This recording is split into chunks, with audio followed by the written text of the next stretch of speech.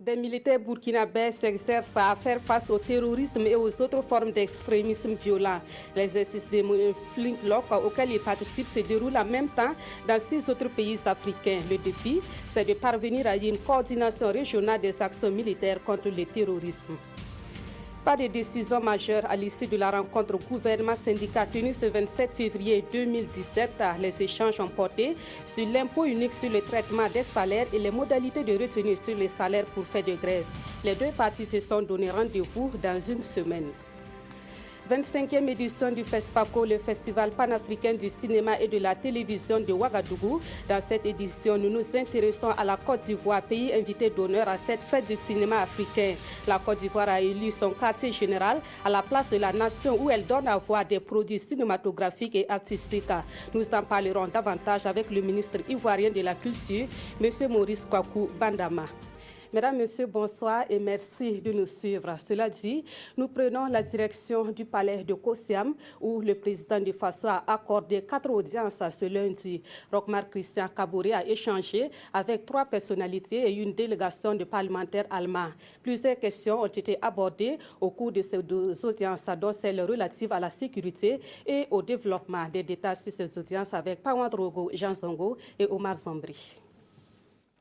La culture et la sécurité. Voici les principaux sujets au cœur des échanges entre le président Roch-Marc Christian Kaboré et son premier hôte du jour, Stefano Manservisi, directeur général de la coopération internationale et du développement de la Commission européenne. La visite ici en premier lieu est une visite de soutien au FESPACO.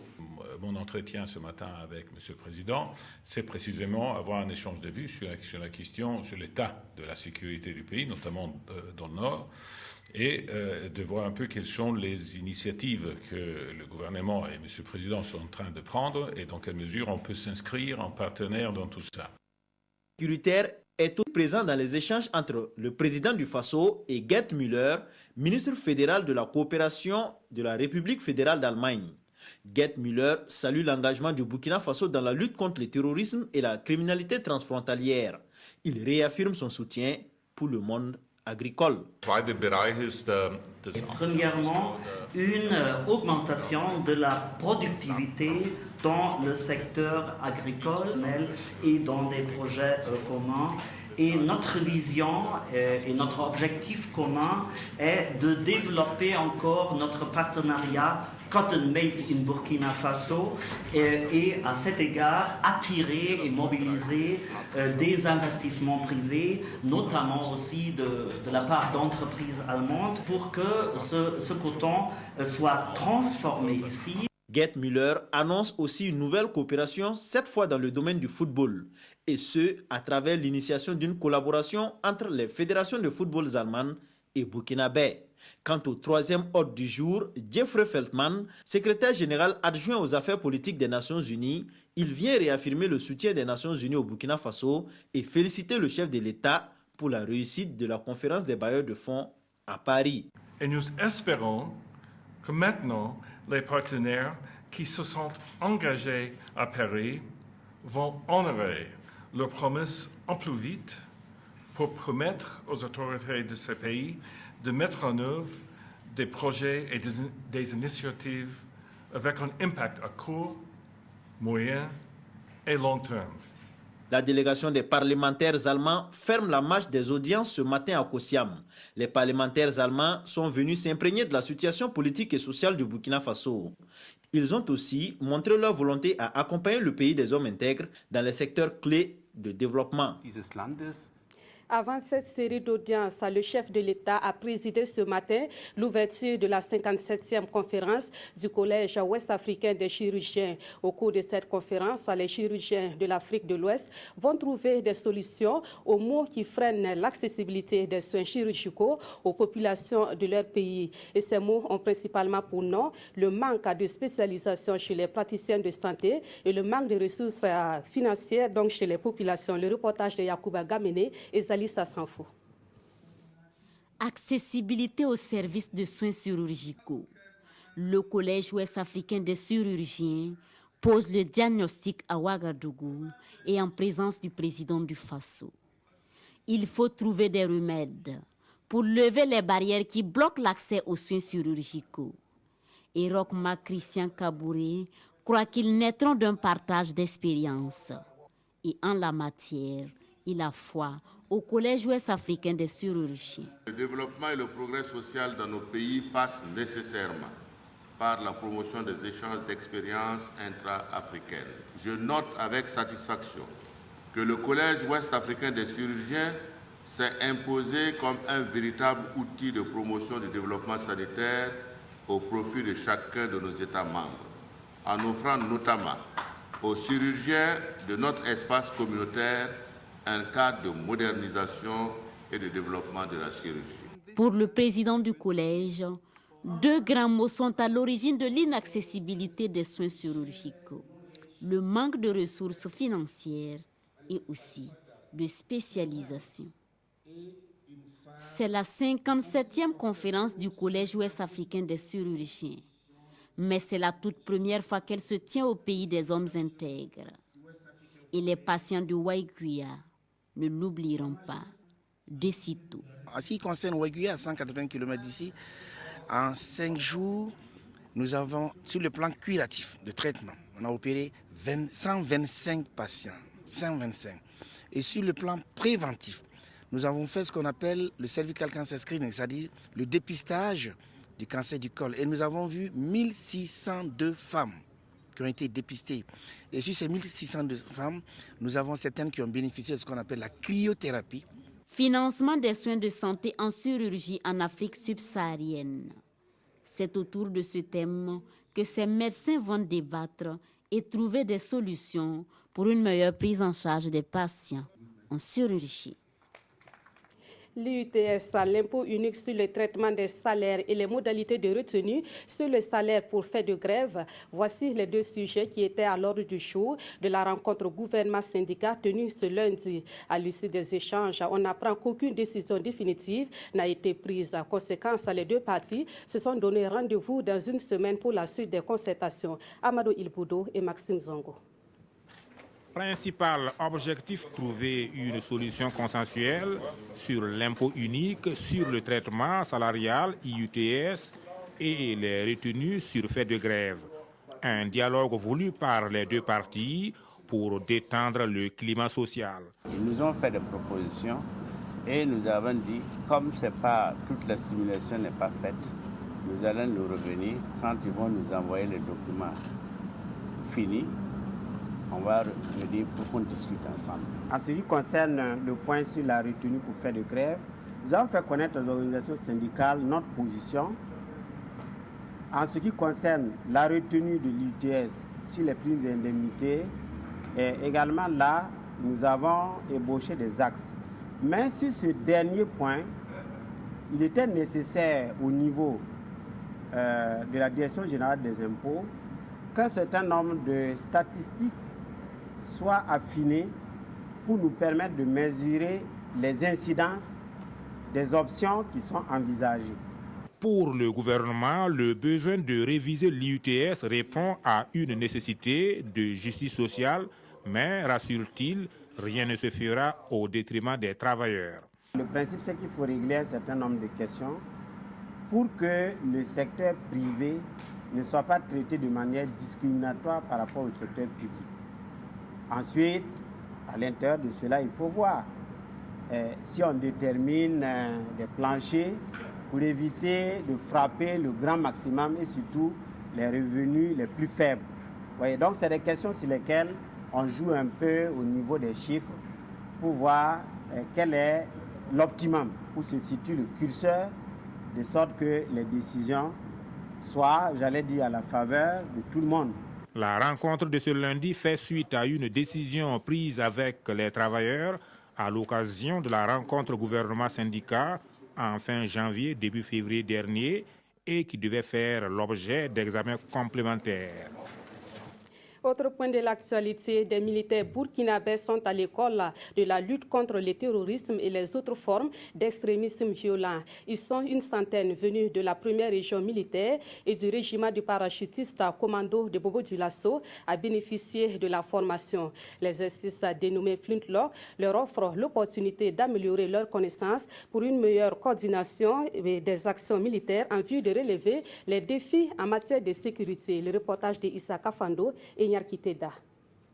Flintlock comme alternative à la lutte contre le terrorisme dans les différentes régions du continent africain. L'exercice allie théorie et pratique sur la lutte contre le phénomène dans toutes ses formes. À Cambouensin, 50 militaires de la première région du Burkina sont à l'école de cet exercice de formation multilatérale voulu, planifié, coordonné et exécuté par les Africains avec l'appui des forces spéciales américaines. Au même moment, une cinquantaine d'hommes issus des rangs du 25e régiment parachutiste commando de Bobo Dioulasso vont s'adonner également à cœur joie à cet exercice pour contrer les ennemis de la nation. C'est une formation, mais c'est vraiment un exercice terrain où les gens font des manœuvres. Ils sont manœuvrés à partir de N'Djamena où se trouve le PC de cet exercice. Au-delà de la formation militaire, Flintlock se veut une plateforme pour établir des relations solides entre les différentes nations de la bande sahélo-saharienne afin de traiter de façon efficace les questions sécuritaires avec les forces militaires des pays amis, dont les États-Unis. C'est une grande exercice qui montre notre coopération dans le domaine si important de la sécurité. Ensemble, on fait face à la fléau du terrorisme et on travaille main à main pour soutenir la sécurité du Burkina Faso et d'autres pays. Le Cameroun, le Niger, la Mauritanie, le Maroc, la Tunisie et le Tchad, en plus du Burkina, bénéficient de Flintlock. Au plan mondial, ce sont au total 24 pays qui mutualisent les forces pour barrer la route à l'extrémisme violent. En attendant, l'exercice prend fin à Cambouensin et à Bobo Dioulasso le 16 mars prochain. Nous entamons à présent la page FESPACO de ce journal. Les projections ont commencé depuis hier et ce lundi, les cinéphiles ont pu suivre le film intitulé Free du réalisateur éthiopien Kifé Bambou. En compétition officielle dans la catégorie long métrage, ce film traite de la question du viol, un drame vécu par de nombreuses femmes et jeunes filles. La projection a été suivie pour vous par Moussa Ouedraogo et Aruna Mari. Une fillette de 15 ans violée par 3 hommes. Admise à l'hôpital, elle va succomber de ses blessures quelques temps plus tard. Désemparé, le père, un veuf, décide d'en découdre avec ses bourreaux. Une chasse à l'homme s'engage alors entre le père et les violeurs. La rage du père va s'abattre sur les 3 hommes. C'est la trame de l'histoire du film Free de l'Éthiopien Kifé Bambou. Vraiment, ce film-là, ça m'a fait pleurer. Ça donne réfléchir. Et ça nous interpelle tous. Je demande aux hommes vraiment d'être tolérants avec les filles. C'est un film qui est dans le ton de ces films romantiques, dramatiques, où on essaie de poser effectivement le problème du viol et de l'abus sexuel. Sous-titré en anglais, il a été réalisé en amharique, une langue éthiopienne. Ici, à la droite du réalisateur, lors de la projection du film, Emma Bizounen a incarné le rôle de la fillette violée. Que le viol des filles est un problème sérieux en Éthiopie et un peu partout en Afrique. Les victimes ne bénéficient pas de l'attention dont elles ont besoin. Ce long métrage est en compétition pour le Talon d'or de Nyenenga. Free est le 3e film du cinéaste éthiopien Kifé Bambou. Et vous le savez, la Côte d'Ivoire est le pays invité d'honneur à cette édition du FESPACO. Elle a installé son quartier général à la place de la nation de Ouagadougou. L'espace baptisé Village Akwaba a officiellement ouvert ses portes au public hier dimanche. Au-delà des œuvres cinématographiques ivoiriennes, on y découvre une diversité de produits artistiques de ce pays. Découvrons le village Akwaba dans ce reportage de Maïmouna Traouri. Un village ivoirien construit en plein cœur de Ouagadougou, à la place de la nation. Le village Akwaba. Bienvenue. C'est le quartier général des festivaliers ivoiriens venus participer à la 25e édition du FESPACO. en plus de nos présences dans les salles de cinéma où nous avons 13 films à présenter, nous avons voulu offrir ce village à Kwaba pour montrer également toute la chaîne de la production du cinéma, depuis l'écriture jusqu'à la diffusion. Nous avons, dans la coopération culturelle également, associé le CIAO. Nous sommes heureux de ce que les Ivoiriens soient venus nombreux et qu'avec leurs frères de Ouagadougou, ils soient en train de célébrer un FESPACO qui, pour nous, est des plus beaux. On y trouve également des vêtements, des parures, des objets d'art, bref, des produits artisanaux made in Côte d'Ivoire. C'est un patrimoine qu'il faut connaître, c'est un patrimoine qu'il faut valoriser. Et je pense que le ministre, mon frère de la Côte d'Ivoire, a pleinement conscience de cette grande mission et il va s'y engager résolument comme il a déjà si bien commencé.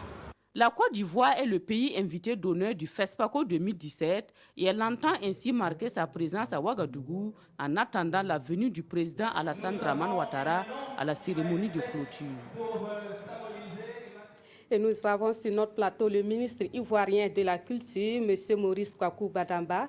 Bonsoir, M. le ministre. Bonsoir, madame. Et bienvenue sur notre plateau. Merci. Alors, la Côte d'Ivoire, invitée d'honneur donc au FESPACO 2017. En dehors de ce qu'on a déjà vu dans les reportages, qu'est-ce que votre pays propose d'autre au FESPACO? Nous continuons à renforcer déjà ce que nous proposons. Les 13 films qui ont été sélectionnés sur les 105 présent à ce FESPACO et ce village qui, comme vous l'avez vu dans le reportage, propose la rencontre avec toutes les composantes de la chaîne du cinéma de Côte d'Ivoire. Nous avons donc toute la chaîne de production avec les techniciens, avec les producteurs, avec les réalisateurs, mais également nous avons nos stars, nos artistes, nos comédiennes qui rencontrent le public de Ouagadougou.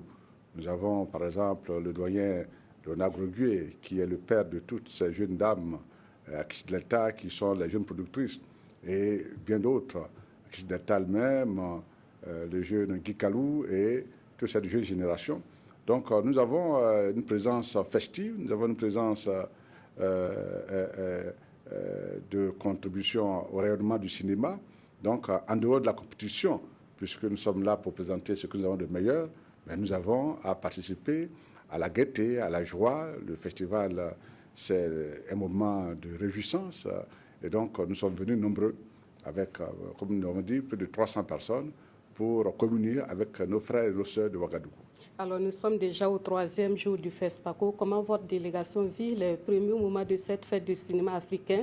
Comment vous appréciez les choses côté organisation? Oui, nous pensons que la chose se passe bien. Nous avons été bien accueillis, bien installés. Les autorités burkinabées vont nous donner l'occasion de renouveler nos remerciements et notre reconnaissance. Ont pris toutes les dispositions pour que la délégation ivoirienne et toute la délégation venue à ce FESPACO soit dans de bonnes conditions de réception et de sécurité. Donc les choses se passent très bien et le village Akwaba, j'en viens tout à l'heure, est toujours animé. La population de Ouagadougou sort nombreuse. Tout à l'heure, j'avais demandé à un responsable à combien il pouvait estimer le nombre de visiteurs, à 1000, à 2000, à 3000. Il dit qu'il ne peut pas estimer. Le village, la place des Nations est tout à fait envahi, animé, puisque en plus du cinéma que nous proposons de la gastronomie ivoirienne. Vous savez très bien que nos frères burkinabés aiment bien la loco et les Ivoiriens aiment bien le poulet bicyclette. Donc à cette place, vous avez tout ce qu'il faut pour agrémenter le séjour. Et nous avons l'animation, nous avons des artistes qui sont là, nous avons le ballet national, nous avons des défilés de mode, nous avons des concerts tous les soirs. Donc, nous sommes venus pour vraiment contribuer à la joie. Et nous avons dit hier à l'ouverture que nous sommes venus pour enjailler, comme on dit les Ivoiriens, nos frères et sœurs de Burkina. Donc, on n'est pas venu à une compétition pour seulement des prix, mais pour renforcer la coopération fraternelle entre le Burkina Faso et la Côte d'Ivoire. C'est qu'il y a une coopération culturelle qui existe entre les deux pays. Oui, cette coopération est née du traité d'accord de coopération, le TAC, entre la Côte d'Ivoire et le Burkina Faso. Et nous, en tant que ministre de la Culture, avec mon homologue Tahirou Barry, nous travaillons à traduire ces engagements pris par nos chefs d'État, par nos gouvernements.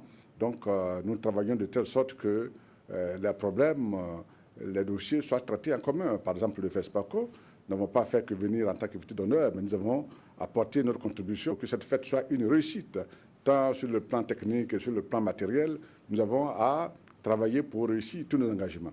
Nous travaillons également au niveau du cinéma à faire des coproductions avec des films burkinabés, des films ivoiriens, et nous sommes heureux d'avoir pris part à la production du film qui est passé hier en grande première, le film de notre sœur Apolline Traoré, Frontières, un très grand film, et nous avons apporté une modeste contribution, et nous sommes fiers d'avoir fait cette contribution parce que ce film est un film d'actualité et nous travaillons toujours dans le cadre de la coopération à faire en sorte que nos deux pays traitent les questions culturelles en commun. Justement, Monsieur le ministre, la Côte d'Ivoire se distingue depuis quelques années par ses productions cinématographiques en quantité et en qualité. Dites-nous quel est le secret de votre pays, quelle est la politique qui est mise en place donc, au profit du secteur du cinéma? Le chef de l'État, le président Alassane Ouattara, a décidé de valoriser tous les secteurs de notre pays. Vous savez que dans notre pays, la culture est considérée comme un secteur peu productif en termes d'emploi, en termes de richesse, ce qui n'est pas vrai. Une étude que nous avons faite et que le Burkina a également faite a montré qu'après l'agriculture, c'est dans le secteur de la culture, de l'artisanat et du tourisme que nous décelons le plus de métiers et d'emplois. Donc, un secteur qui est capable de créer de la croissance, d'enrichir la population si des investissements sont faits. Donc, au niveau du cinéma, le président Alassane Ouattara nous a instruit à activer des structures qui sont l'Office national du cinéma et soutenu l'Office national du cinéma et donc la structure technique administrative qui a pour rôle d'encadrer le secteur du cinéma, mais également les réalisateurs, les producteurs ont besoin de ressources, de financement. Et donc, le fonds de soutien au cinéma permet de renforcer les financements des producteurs et des réalisateurs. Bien sûr que nous n'assurons pas à 100% ces financements, mais dès lors que l'État s'engage à soutenir un film en apportant que des raisons financières, les producteurs et les réalisateurs réussissent facilement à mobiliser des ressources des partenaires. C'est ce que nous faisons et qui permet aujourd'hui au cinéma ivoirien d'être présent sur tout le terrain et nous comptons renforcer. Nous avons ouvert il y a 2 ans, il y a 1 an, une école de cinéma dans notre institut, l'Institut national des arts et de l'action culturelle, INISAC, ceci pour coller au thème de cette 25e édition, la formation au métier du cinéma et de l'audiovisuel. Nos acteurs doivent maîtriser tous les rudiments de ce métier qui est exigeant. Donc, nous travaillons à cela. Il y a également des écoles privées à Abidjan qui forment, qui produisent. Et c'est ce qui fait qu'aujourd'hui, la Côte d'Ivoire est présente et nous comptons continuer. Nous comptons continuer parce que le secteur du cinéma est un secteur de création d'emplois, mais en plus d'affirmation de notre identité et de rassemblement et de cohésion sociale. Alors, très rapidement, dernière question, Monsieur le ministre. On sait que la Côte d'Ivoire a 2 films en compétition dans la catégorie long métrage. Est-ce qu'on peut dire que votre vœu est évident pour ce FESPACO? Oui, écoutez, nous sommes venus pour participer à cette fête, pour compétir, mais je l'ai dit hier, nous ne nous focalisons pas sur le Grand Prix, bien que ce soit notre rêve, mais toute œuvre qui sera primée sera une œuvre africaine et nous allons nous en réjouir. Mais je termine pour dire que le couronnement de notre présence à Ouagadougou, ce sera l'arrivée du chef de l'État, le président Alassane Ouattara. À l'invitation de son homologue burkinabé, le président Roch Kaboré, et le président Alassane Ouattara vient pour participer à la clôture du FESPACO et avec son homologue et son frère, le président Kaboré, ils vont donc remettre ensemble le Grand Prix de Yenega au futur Grand Prix qui va, disons, remporter ce trophée. Merci beaucoup, Monsieur le ministre Maurice Kwaku Badamba. Je rappelle que nous recevions le ministre de la Culture de la Côte d'Ivoire. La Côte d'Ivoire, donc, qui est le pays invité d'honneur au FESPACO 2017. Suite de ce journal, et nous parlons toujours du FESPACO, dont le thème porte sur la formation au métier du cinéma. Faire une étude comparative sur les pratiques dans ce domaine en Afrique et en Occident et en choisir les meilleurs. C'est l'approche choisie par des chercheurs pour réfléchir sur les thèmes du 25e FESPACO. À ce sujet, un symposium s'est ouvert ce matin à l'université Ouaga 1 Joseph Kizerbo. Des précisions avec Salifou Belem et Vincent Tchenderbego. Pendant que les cinéphiles prennent d'assaut les salles de projection, des universitaires se retranchent dans le temple du savoir, Université Joseph Kizerbo de Ouagadougou, pour méditer sur le thème du FESPACO 2017. Quelle formation au métier du cinéma en Afrique? Un thème ici abordé par une approche comparative entre les pratiques en Afrique et en Occident. Je crois que ce sera très enrichissant de pouvoir faire une comparaison internationale au sein même d'abord de l'Afrique pour pouvoir déceler là où il y a des besoins, là où des erreurs ont été commises ou là où il y a des nécessités, par exemple sur la production. On ne pense pas beaucoup à la production, on ne pense pas beaucoup non plus à l'exploitation, à la distribution, qui sont pourtant des secteurs fondamentaux pour pouvoir, une fois que les films existent, difficilement, mais une fois qu'ils existent, qu'ils soient vus par les populations et qu'ils soient rentables pour pouvoir permettre justement à toute une filière de pouvoir vivre. Le symposium est organisé par le laboratoire langue du professeur Albert Ouedraogo de l'université de Ouagadougou avec la collaboration d'universités européennes. L'espace de formation aussi se raréfie. Le public se désengage. Si on prend le cas du Burkina, on a vu avec l'INAFEC qui pendant près de 2 décennies a formé le Gotha des cinéastes et des réalisateurs du Burkina. Aujourd'hui, cette belle école n'est plus qu'un souvenir. Donc il nous faut travailler justement à repartir pour le cinéma de demain. Après une analyse de l'état du lieu et les avantages à saisir de part et d'autre, les travaux de ce symposium devraient aboutir à des propositions pour rehausser la qualité de la formation et des productions cinématographiques en Afrique. La francophonie est l'un des partenaires historiques du FESPACO. Ce 27 février, l'Organisation internationale de la francophonie a présenté à la presse ce qu'elle a apporté comme soutien au FESPACO édition 2017. Ce soutien est constitué, entre autres, du fonds image de la francophonie d'une valeur d'1 million d'euros. En plus de l'assistance financière pour cette édition du FESPACO, l'OIF a soutenu la réalisation de plusieurs films et séries télévisées. Plus de précisions avec Nongba Kouda et Yolande Lompo. Elle a toujours fait dialoguer les cultures sur les 5 continents et soutient 19 films et séries de 12 pays à cette biennale du cinéma africain. Face à ses partenaires et aux hommes de médias, l'Organisation internationale de la francophonie a présenté ses nouvelles initiatives en faveur du FESPACO. À l'heure du palmarès, elle espère que les 2 longs métrages et les 6 documentaires ainsi que les 3 séries qui sont en compétition seront primées. Si vous parlez du soutien direct pour la participation de festivaliers au FESPACO, on est à 100 000 euros. Ensuite, on a le palmarès du Paulin qui est à 15 000 euros. Il faut aussi prendre le financement indirect, c'est-à-dire les films que nous avons financés. Au total, on peut, plus les autres activités de l'OIF, on peut être à peu près 500 000 euros. Depuis 3 ans, l'OIF accompagne la formation diplômante et participe également à la revalorisation du patrimoine audiovisuel pour donner une seconde vie à la production.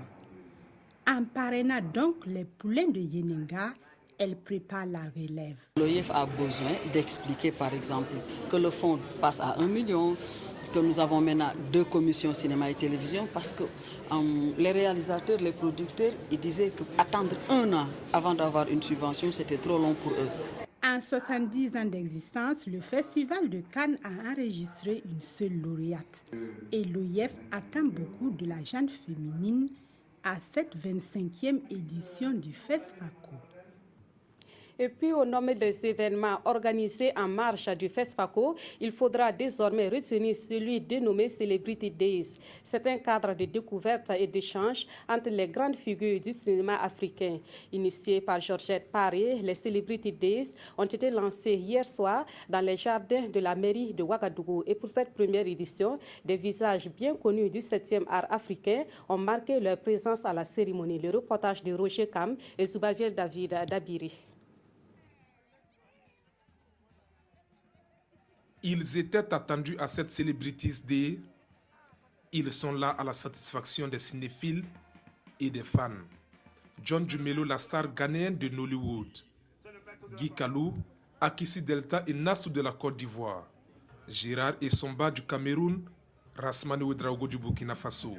Bref, les acteurs africains les plus en vue du moment sont accueillis ici dans une ambiance électrique, un cadre enchanteur et un décor unique. Un accueil à la hauteur de leur prestance. Pour les initiateurs de l'événement, c'est un pari réussi. Le cinéphile va en salle pour voir qui? Le cinéphile va en salle pour voir les acteurs. Donc pourquoi ne pas valoriser ces acteurs? Pourquoi ne pas faire de telle sorte que ça puisse susciter des vocations? Parce que plus on va en salle regarder des films, plus le producteur peut-être pourra aussi rentabiliser son film et produire d'autres films. Ouagadougou se veut une ville créatrice, se veut une ville culturelle, se veut une ville qui est attachée à ses grandes valeurs.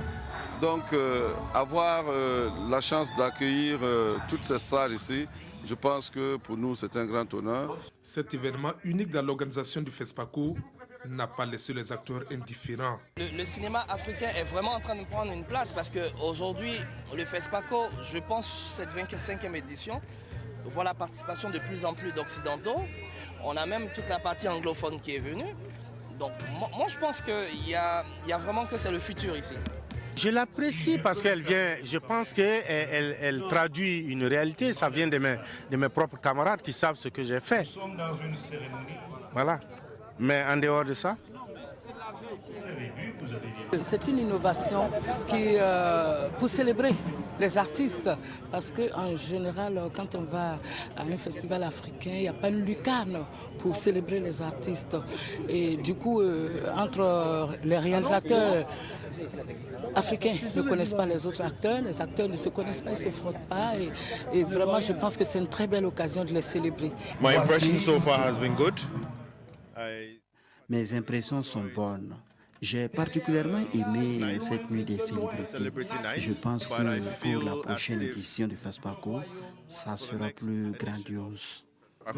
It should be bigger and better. Cette soirée aux allures bling-bling, rythmée par des prestations d'artistes, est aussi un moment de reconnaissance aux acteurs. Des prix ont été décernés aux anciens et les tenues et accoutrements de films présentés au public. Voilà donc du FESPACO qui est à son 3e jour dans la capitale burkinabé. Autre point de l'actualité, le ministère de la Communication et des Relations avec le Parlement a effectué sa rentrée parlementaire ce 27 février. Cette rentrée s'est faite à travers une conférence publique organisée à Ouagadougou et à laquelle ont pris part des étudiants. Thème de cette conférence, le gouvernement dans la procédure législative, état des lieux et perspectives. Le reportage de Adama Djiti et Oumou Sissi. À chaque session parlementaire, les membres du gouvernement se rendent à l'Assemblée nationale pour défendre des projets de loi. Ils répondent également aux questions des députés à travers le contrôle de l'action gouvernementale. Mais avant le prochain face-à-face, le ministère en charge des relations avec le Parlement, à travers sa rentrée parlementaire, veut permettre à la population de comprendre les tenants et les aboutissants du rôle du gouvernement dans la procédure législative. Lorsque nous parlons de l'Assemblée nationale, on a souvent l'impression que les uns et les autres ne comprennent pas tout le travail qui se fait. Nous avons vu cela lorsqu'il y a eu cette question sur les lotissements, il y a eu la question sur les enquêtes, etc., sur les mines. On a souvent tendance à indexer une partie, à laisser l'autre, alors que c'est deux éléments essentiels d'un même maillon qui doivent forcément aller ensemble. Donc notre objectif, c'est que tous ces jeunes présents au niveau notamment des universités comprennent très bien comment cela fonctionne. L'essentiel de cette rentrée est consacré à la conférence qui se tient sous le thème Le gouvernement dans la procédure législative, état des lieux et perspectives. Même si on dit que le Parlement vote la loi, mais le principal acteur dans le processus d'élaboration de la loi, c'est le gouvernement. C'est lui qui va initier le projet, qui accepte les amendements qui sont proposés par le Parlement, puisqu'il s'agit de son texte. Cette conférence va permettre au ministère en charge des relations avec le Parlement de mieux formaliser la procédure législative pour une amélioration des rapports entre le gouvernement et l'Assemblée nationale. Ouagadougou abrite également la première réunion annuelle du comité interparlementaire de l'Union économique et monétaire ouest-africaine. Prennent part à cette réunion des députés des 5 pays du comité interparlementaire de l'UEMOA. Et dès l'entame de la rencontre ce 27 février, ils ont décliné leurs attentes qui se résument au bon fonctionnement de l'organe parlementaire de l'UEMOA. Des précisions avec Adama Guiti, Fanta Kando et Kadi Sanogo.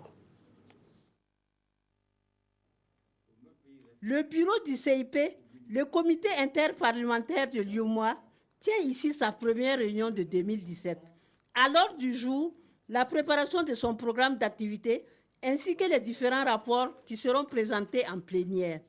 Les situations socio-économiques et politiques des 5 États de l'Union vont également être passées en revue à cette rencontre. Cette séance est importante pour nous. Nous espérons bien que nous passerons le cap du CIP et que nous irons vers le Parlement. Donc c'est dans les mains des autorités qui nous gèrent, des responsables politiques au plus haut niveau. Nous entendons quelque chose de Ouagadougou. Une quarantaine de députés composent le comité interparlementaire de l'UEMOA. Et cette réunion se tient à un moment où le bureau du CIP attend les orientations des chefs d'État et de gouvernement sur la rationalisation des organes de l'UEMOA. Rappelons que l'actualité au Burkina Faso reste dominée par la 25e édition du Festival panafricain du cinéma et de la télévision de Ouagadougou. Les quotidiens de ce 27 février consacrent leur une au FESPACO 2017. La revue de presse est signée Aimé Solange Guigma. 25e édition du FESPACO, Rock donne son premier clap d'ouverture, indique aujourd'hui au Faso, avec à l'affiche le concert de l'artiste ivoirien Alpha Blondy qui a fait vibrer le stade municipal de Ouagadougou. Pourtant, écrit ce journal, la biennale du cinéma va mal. Et comme indicateur de ce mal, la fermeture des salles de cinéma, peu de bons films made in Africa, à l'exception faite du Nollywood du Nigeria, la multiplication de festivals de cinéma africain dans de nombreux pays du continent. Or, pour Sidoya, on achemine vers une révolution de l'industrie cinématographique. Le quotidien d'État attire cependant l'attention des cinéastes africains sur le fond et la forme de leurs films tout en les invitant à garder l'identité africaine et se concentrer sur des réalités africaines sans tenter de copier les autres. Car, dit-il, un lion qui copie un lion devient un singe. Pendant ce temps, le pays, lui, s'inquiète quant à l'issue sécuritaire du festival, surtout à l'ère où les fous de Dieu adorent déféquer comme la poule dans les coups balayés. De ce point de vue, il estime que le défi sécuritaire doit être relevé jusqu'au bout de la 25e édition et même après, sans s'empêcher de féliciter les organisateurs de la présente édition pour avoir réussi avec brio la cérémonie d'ouverture. C'est à ce prix que le festival tiendra toutes ses promesses, sous-entend l'observateur Palga qui voit déjà un scénario fictif pour une cérémonie de clôture. Mais ce journal note par ailleurs que la Côte d'Ivoire aura vraiment été l'invité d'honneur de cette manifestation culturelle avec le village Akwaba sous une tente climatisée à la place de la nation. Et cerises sur le gâteau ou si vous préférez macharon sur l'aboyama ivoirien, la princesse Yenenga qui reprend le chemin de la lagune ébriée après Guelu de Cramont-Lanciné en 1981 et au nom du Christ de Roger Nguyen Mbala en 1993. Et c'est la fin de ce journal. Merci de l'avoir suivi et merci de rester fidèle au programme de la RTV.